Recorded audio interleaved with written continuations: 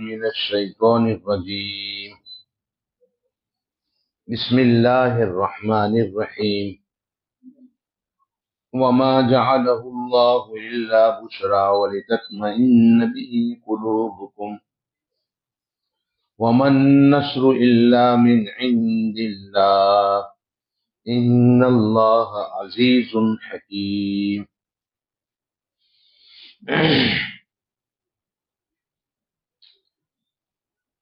اللہ تعالیٰ نے فرمایا کہ یہ خوشخبری اس لیے ہے تاکہ تمہارے دلوں کو اطمینان ہو۔ 1000 فرشتے اللہ نے بھیجے، 3000 بھیجے، یہ اس لیے ہے تاکہ تمہارے دلوں کو اطمینان ہو، اور مدد اللہ ہی کی طرف سے ہے۔ وَمَن نَّصْرُ إِلَّا مِنْ عِندِ اللَّهِ ان اللہ عزیز حکیم۔ اللہ مدد کرنا چاہے تو کوئی روک سکتا نہیں ہے، اور اللہ رب العزت زبردست طاقت والے اور حکمت والے ہیں۔ حکمت ہے اللہ کی، کب بھیجنا ہے، کس وقت بھیجنا ہے، کتنی بھیجنا ہے، اس میں سب اللہ کی حکمتیں ہیں۔ وَمَن نَّصْرُ إِلَّا مِنْ عِندِ اللَّهِ إِنَّ اللَّهَ عزیز حکیم۔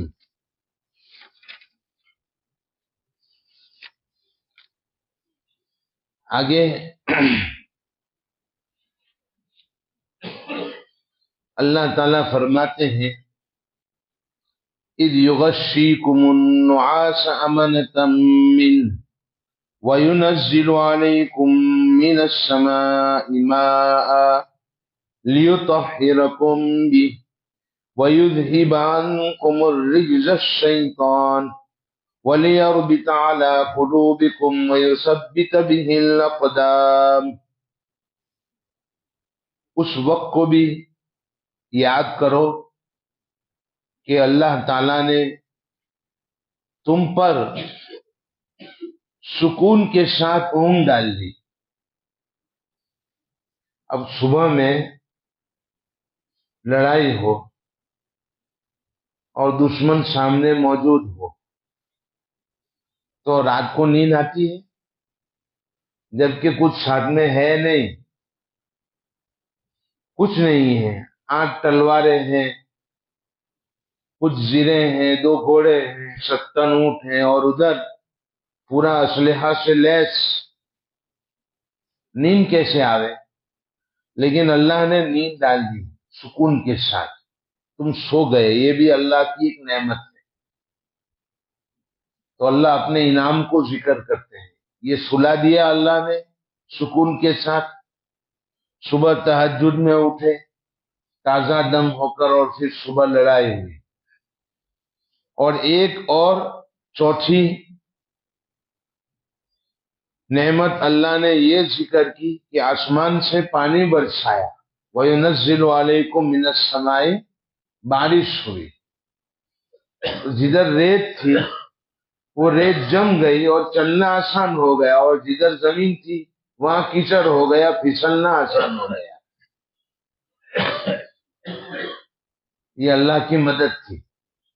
اور وہ حوض تھا وہ بھر لیا، برتن اپنے بھر لیے تاکہ وضو کر سکیں۔ وَيُذْهِبَ عَنكُمْ رِجْزَ الشَّيْطَانِ، اور دور کر دیا تم سے شیطان کی نجاست، دور کر دی تم سے شیطان کی نجاست۔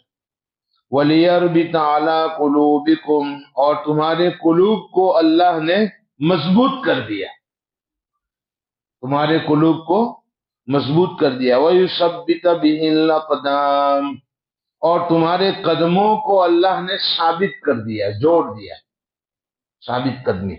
یہ سب اللہ کے انعامات کا ذکر ہے۔ اس میں ایک بات یہ ذکر کی کہ پانی کے ذریعے سے شیطان کی نجاست کو دور کرو۔ اصل میں بعض مرتبہ آدمی کو وساوس آتے ہیں تو اس کا علاج وضو بتایا گیا۔ وساوس جو ہوتے ہیں اس کا علاج وضو بتایا گیا. باوضو رہے گا تو کبھی بھی ٹینشن نہیں ہوگا. وہ جو بیماری ہوتی ہے، کون سی بیماری؟ ڈپریشن. تو اس کے لیے بتایا گیا کہ باوضو رہیں تو انشاءاللہ یہ بیماری سے شفا ملے گی، شیاطین کے وساوس پیدا نہیں ہوں گے. اور جنون کا پہلا مرتبہ اور درجہ یہ وساوس ہے. آدمی پاگل ہونے کے لیے پہلے کیا ہوتا ہے؟ کہا یہ وساوس پیدا ہوتے ہیں.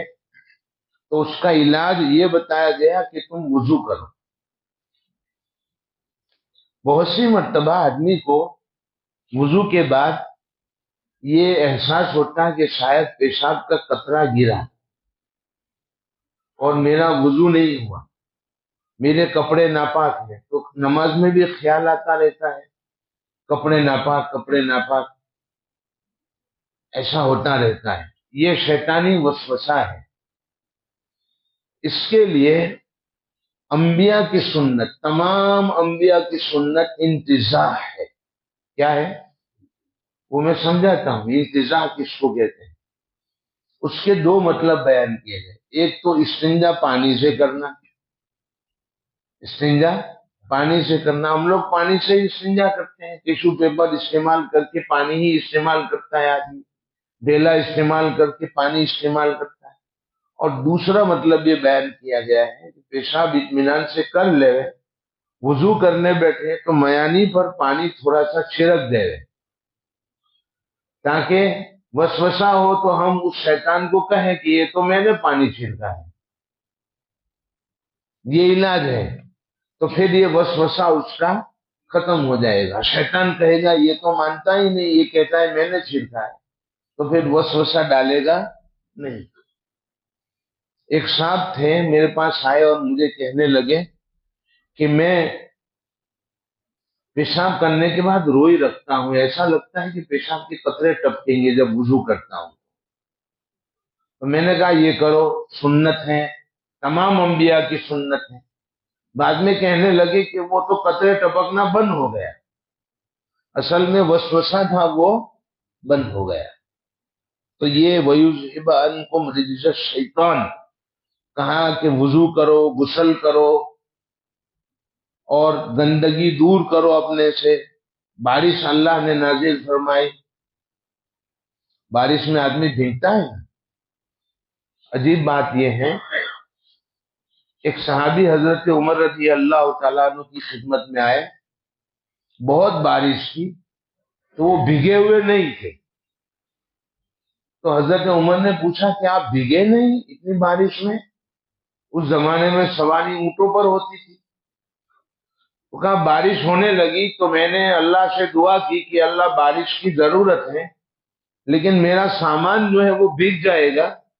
تو بارش تو برسا لیکن میرا سامان اور میں نہ بھیگوں. اللہ نے دعا قبول کر لی، اس لیے میں نہیں بھیگا. اب یہ صحابہ کا یقین تھا دعا. تو پانی جو ہے وہ تو بھگونے کے لیے ہی ہوتا ہے. غسل کرو، وضو کرو اور شیطان کی گندگی دور کرو. یہ اللہ نے بارش نازل فرمائی. وَلِيَرْبِطَ عَلَىٰ قُلُوبِكُمْ اور تمہارے قلوب کو اللہ نے مضبوط کر دیا. وَيُثَبِّتَ بِهِ الْأَقْدَامَ اور تمہارے قدموں کو اللہ نے ثابت کر دیا، جما دیا. اِذْ يُوحِي رَبُّكَ إِلَى الْمَلَائِكَةِ أَنِّي مَعَكُمْ فَثَبِّتُوا الَّذِينَ آمَنُوا ہم نے ملائکہ کی طرف وحی کی کہ میں تمہارے ساتھ ہوں. صرف ملائکہ نہیں بھیجے اللہ نے، بلکہ کیا کہا؟ میں تمہارے ساتھ ہوں. تم مومنین کو جماؤ، ان کے دلوں میں القا کرو کہ آج جم کر مقابلہ کریں. ان کے دلوں کو جماؤ. فَثَبِّتُوا الَّذِينَ آمَنُوا سَأُلْقِي فِي قُلُوبِ الَّذِينَ كَفَرُوا الرُّعْبَ میں ڈال دوں گا کافروں کے دلوں میں رعب. مسلمانوں کا رعب طاری ہو گیا. اس لیے شیطان جو تھا اس نے فرشتوں کو دیکھا تو ابو جہل کا ہاتھ چھوڑا اور بھاگا. رعب طاری ہو گیا. فرشتوں کے آنے سے، فَاضْرِبُوا فَوْقَ الْأَعْنَاقِ وَاضْرِبُوا مِنْهُمْ كُلَّ بَنَانٍ۔ اللہ نے، میں نے کہا تھا نا جنگ بدر میں فرشتوں نے لڑائی کی، باقی اور کسی جنگ میں لڑائی نہیں کی، آئے ہیں اترے، مسلمانوں کے دلوں میں اطمینان اور کافروں میں رعب پیدا کیا، لیکن اس میں اللہ نے کہا کہ نہیں، تم مارو ان کی گردنوں کو اور ان کے انگلیوں کی پوروے کاٹو، طریقہ سکھایا۔ فَاضْرِبُوا فَوْقَ الْأَعْنَاقِ وَاضْرِبُوا مِنْهُمْ كُلَّ بَنَانٍ ذَلِكَ بِأَنَّهُمْ شَاقُّوا اللَّهَ وَرَسُولَهُ وَمَن يُشَاقِقِ اللَّهَ وَرَسُولَهُ فَإِنَّ اللَّهَ شَدِيدُ الْعِقَابِ ذَلِكُمْ فَذُوقُوهُ وَإِنَّ لِلْكَافِرِينَ عَذَابَ النَّارِ۔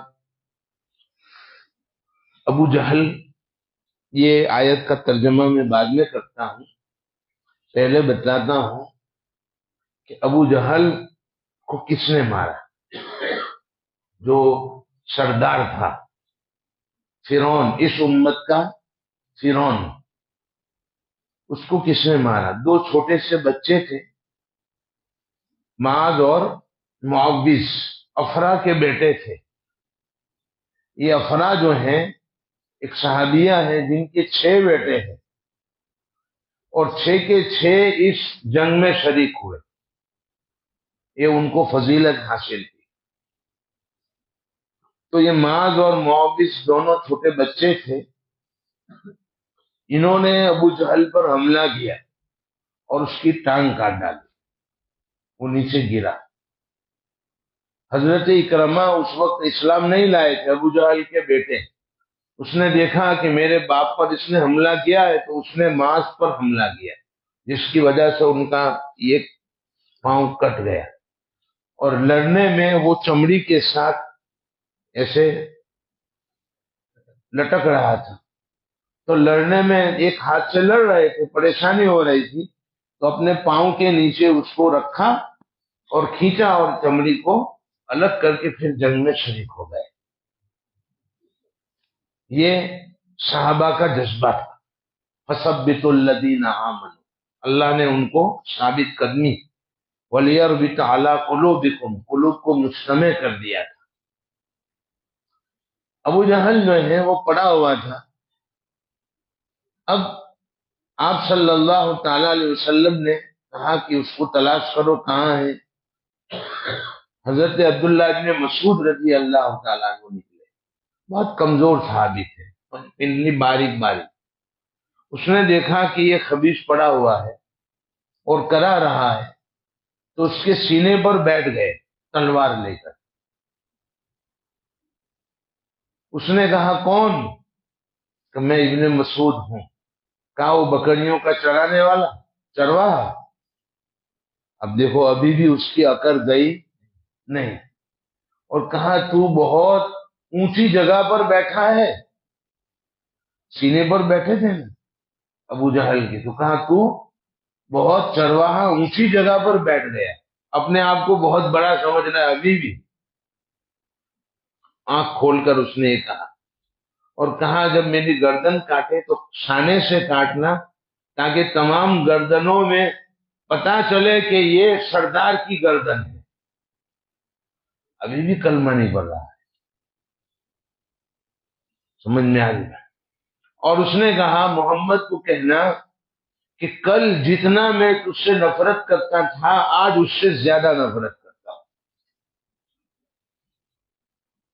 اب بولو، جا رہا ہے پھر بھی یہ کہہ رہا ہے، اس لیے کہا کہ حضرت موسیٰ علیہ السلام کا جو فرعون تھا، فرعون موسیٰ، اس نے تو موت دیکھی تو کہا تھا کہ رب موسیٰ و ہارون، آمنا رب موسیٰ و ہارون، کہ میں موسیٰ اور ہارون علیہ السلام کے رب پر ایمان لے آیا، لیکن اس وقت کا ایمان معتبر نہیں تھا، اور اس نے تو اس وقت بھی کہا کہ ایمان نہیں، پہلے سے زیادہ نفرت آج ہے۔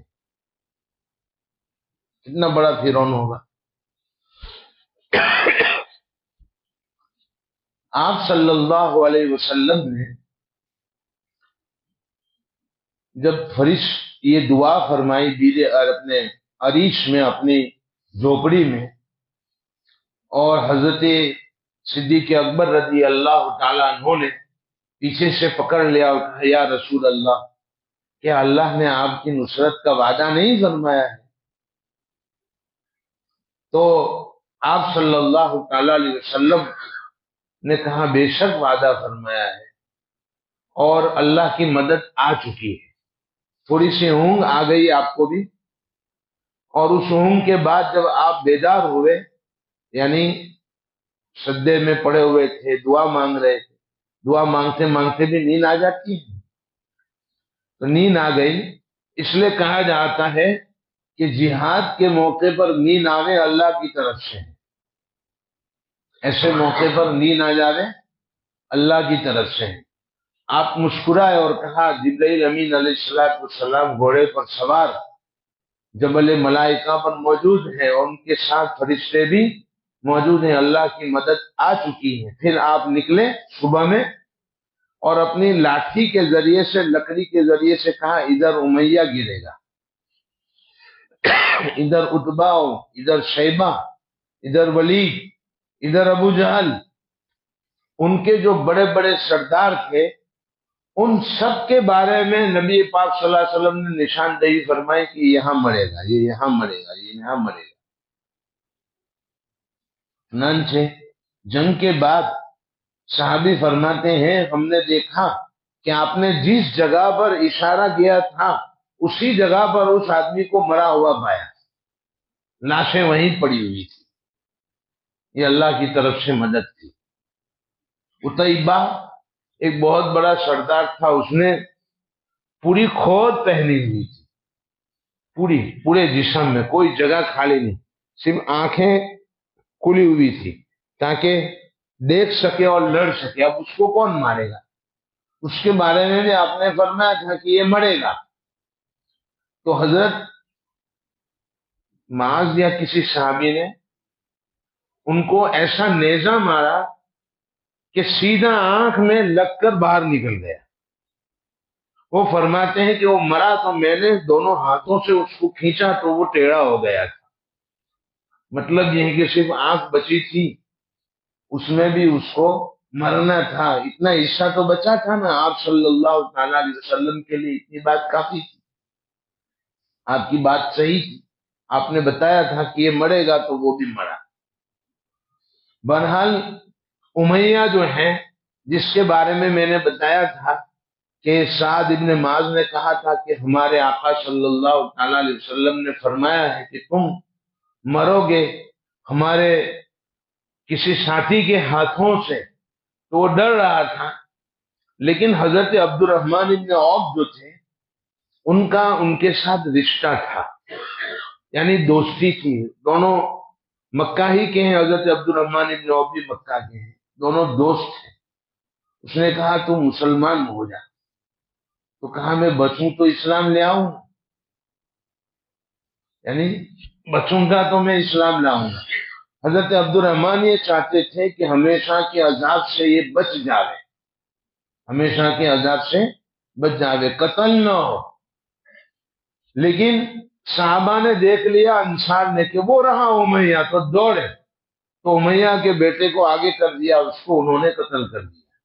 اب امیہ کے پیچھے دوڑے تو حضرت عبد الرحمن اس پر سو گئے کہ اس کو قتل نہ کر سکے، لیکن انہوں نے پاؤں پر وار کیا، اس کا پاؤں کٹ گیا اور وہ مرا اسی جگہ پر بچھڑا جہاں پر نبی کریم صلی اللہ تعالی علیہ وسلم نے فرمایا تھا۔ حضرت عبد الرحمن کو بھی چوٹ آئی اس کے وار کی وجہ سے، اس کا نشان کافی دنوں تک رہا۔ تو بہرحال یہ لاشیں جو ہیں 72 یا 70 لاشیں، ان کی بڑے بڑے سردار کوئی بھی باقی نہ رہا کہ جو مرا نہ ہو، قبیلوں کے بڑے بڑے سردار مارے گئے۔ وہاں ایک گندا کنواں تھا جس میں 24 بڑے بڑے سرداروں کی، جیسے کہ ابو جہل، امیہ، عتبہ، شیبہ، ان کی لاشوں کو ڈالا گیا۔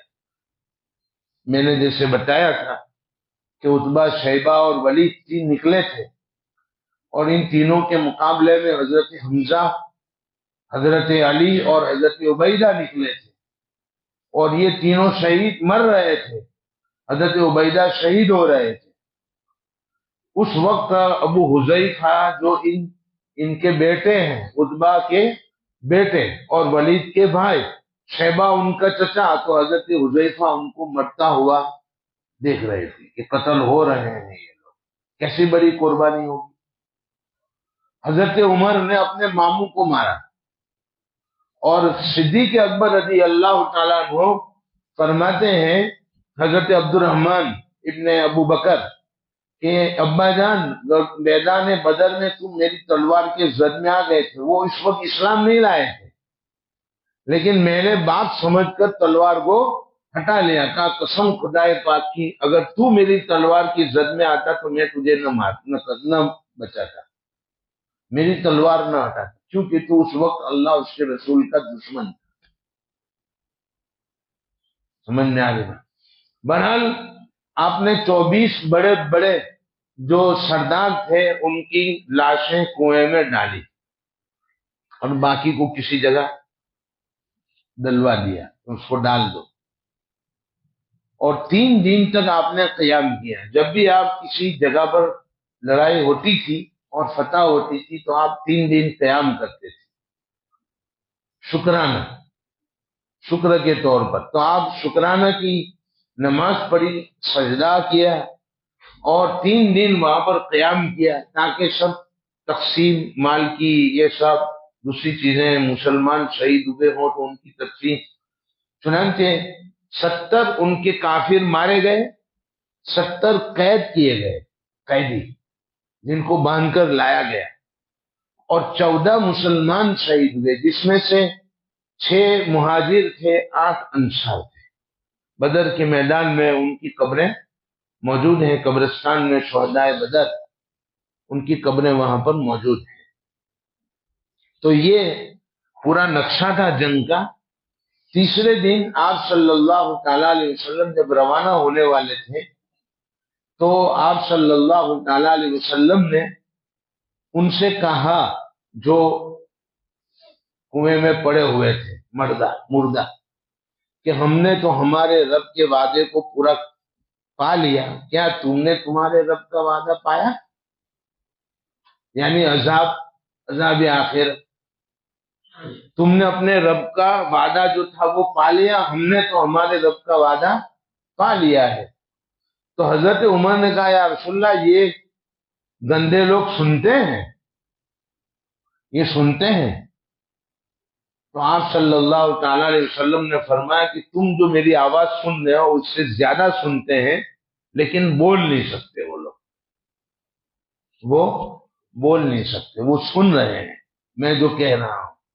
آپ نے حضرت عبداللہ ابن رواحہ رضی اللہ تعالی عنہ کو اور زید ابن حارثہ کو روانہ کیا کہ مدینہ جا کر خبر دیں کہ اللہ نے مسلمانوں کو فتح عطا فرمائی ہے، کافروں کو شکست عطا فرمائی ہے، اور یہ لوگ مرے ہیں، خوشخبری سنا ہے۔ چنانچہ یہ دونوں روانہ ہوئے الگ الگ علاقے میں، اعلیٰ میں حضرت زید ابن حارثہ کو اور نیچے کے حصے میں حضرت عبداللہ ابن رواحہ کو خوشخبری دینے کے لیے بھیجا۔ سمجھ میں آ رہی بات؟ واٹس ایپ تو تھا نہیں کہ اس پر چلا دیا جائے، بہرحال یہ خوشخبری دینے کے لیے آپ نے بھیجا۔ تو حضرت زید ابن حارثہ رضی اللہ تعالیٰ عنہ پہنچے تو حضرت عثمان رضی اللہ تعالیٰ عنہ اپنی بیوی اور آپ صلی اللہ تعالیٰ علیہ وسلم کی بیٹی حضرت رقیہ کو دفن کر رہے تھے، ان کا انتقال ہو گیا۔ چیچک کی جو بیماری ہے وہ حضرت رقیہ کو نکل آئی تھی۔ حضرت عثمان ساتھ تھے غزوہ بدر میں، لیکن راستے سے آپ نے ان کو واپس کیا کہ آپ اپنی اہلیہ کی تیمارداری کے لیے جاؤ اور ان کی تیمارداری کرو، ان کی خبر لو۔ چنانچہ جب وہ خبر پہنچی تو انتقال ہوا۔ دیکھو ایک بات میں کہتا ہوں، ہمارے ساتھی جو ہیں کام کو سمجھے ہوئے نہیں ہیں، کام کو سمجھے ہوئے نہیں ہیں۔ ایک ساتھی ہمارے ایک بزرگ سے کہنے لگے، ان سے بیعت تھے، کہنے لگے کہ مجھ پر 3 لاکھ کا قرضہ ہے اور بیرون کی تشکیل ہوئی ہے، تو دعا کرو کہ اللہ قرضہ بھی اتار دے اور بیرون کا جو سفر ہے اس کا بھی انتظام کر دے. آپ سمجھے؟ اب وہ تشکیل ہو گئی. ہاں وہ تو اللہ، یقین رکھو اللہ کر دیں گے، آپ نکل جاؤ. اب دیکھو یہاں 3 لاکھ کا قرضہ ہے اور دعا بزرگ کے پاس کروانے آ رہا ہے، تو پہلے وہ قرضہ قرض داروں کا پورا کرنا ضروری ہے کہ اس کا نکلنا ضروری ہے. آپ سمجھیں نہیں؟ ورنہ یہ دوسرا قرضہ لے گا تو قرضے پہ قرضہ، کہیں ایسا زمانہ نہ آ جاوے کہ سود پر لے کر اللہ کے راستے میں نکلے کہ چلو اب جانا ہی ہے نا. تو اس کو اصل سمجھ لیا. اصل تو اپنی زندگی بنانا ہے، اپنی زندگی بنانا ہے، راستے میں نکل کر زندگی بناوے. چونکہ 40 دن چلنا 4 مہینے آدمی نکلے گا تو اس کی دل کی کیفیت بدلے گی. وہ کیفیت بدلنا ہے، وہ اصل مقصود ہے. باقی نکلنا ہی کہ یہی ضروری ہے، وہ ضروری نہیں ہے. کیفیت بدلنا، یہ صفات پیدا کرنا یہ ضروری ہے. تو بہرحال حضرت رقیہ کی تیمارداری کے لیے دیکھو حضرت عثمان رضی اللہ تعالیٰ عنہ کو راستے سے واپس کیا کہ آپ گھر جاؤ اور وہ بیمار ہے اس کی تیمارداری کرو. چنانچہ حضرت رقیہ رضی اللہ تعالیٰ عنہ کا انتقال ہو گیا تھا. اب قیدی جو آئے ان کے ساتھ کیا معاملہ ہوا؟ 70 قیدی جو پکڑے گئے انشاءاللہ وہ کل دیکھیں گے. ابھی ترجمہ کر لیتے ہیں اس آیت کا. ذالک بانہم شاقوا اللہ ورسولہ، یہ اس واسطے کہ وہ اللہ اس کے رسول کے مخالف تھے. یہ اس واسطے کہ یہ اللہ اس کے رسول کے مخالف تھے. وَمَن يُشَاقِقِ اللَّهَ وَرَسُولَهُ فَإِنَّ اللَّهَ شَدِيدُ الْعِقَابِ، اور جو اللہ اس کے رسول کی مخالفت کرے گا اللہ تعالیٰ اس کو سخت عذاب دیں گے. اللہ اس کے رسول کے مخالف تھے اور جو اللہ اس کے رسول کی مخالفت کرے گا اس کو سخت عذاب دیں گے. ذالکم، یہ تم چکھو، ذالکم فذوقوہ وَأَنَّ لِلْكَافِرِينَ عَذَابَ النَّارِ، اور ابھی چکھا تم نے اور بے شک کافرین کے لیے جہنم کا عذاب ہے جو ہمیشہ رہے گا. یہ لوگ واپس ہوئے چیختے چلاتے ہوئے، ماتم کرتے ہوئے، اور مدینہ کے ہر گھر میں ماتم تھا کیونکہ بڑے بڑے سردار مارے گئے تھے اور بڑے بڑے سردار پکڑے گئے تھے، تو ان کا زور ختم ہو گیا. اگر وہ مومنین چاہتے تھے کہ ابو سفیان کا قافلہ پکڑا جائے تو ان کا زور ختم نہ ہوتا. تو اللہ تعالیٰ نے ارادہ کیا کہ لشکر سے ملاقات ہو، تمہاری مدد ہو، مال بھی ملے اور ساتھ ساتھ ان کا زور بھی ختم کر دیا جائے. تو اللہ جو چاہتے ہیں اور بندہ جو چاہتے ہیں دونوں میں فرق ہے. اللہ کو جو معلوم ہے وہ بندے کو معلوم نہیں ہے، اس لیے اللہ نے خیر کا معاملہ فرمایا تمہارے ساتھ کہ تمہیں لشکر کا مقابلہ کروا دیا اور اللہ نے فتح بھی نصیب فرما دی. سبحان اللہ.